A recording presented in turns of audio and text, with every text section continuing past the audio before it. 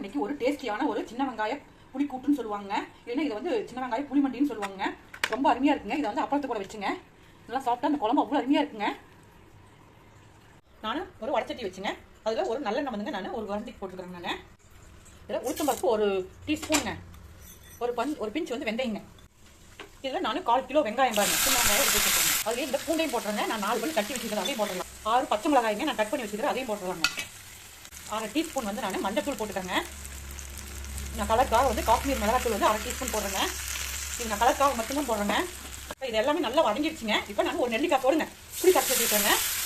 நான் வந்து அரிசி கழிஞ்ச தண்ணியில் தாங்க அந்த புளி கரைச்சிருக்கேங்க. நான் தண்ணி கொஞ்சம் கூடவே ஊற்றிங்க, நல்லா வெங்காயம் வேகணுங்க. இதில் வந்து நம்ம கருவேப்பிலை கழிவுங்க.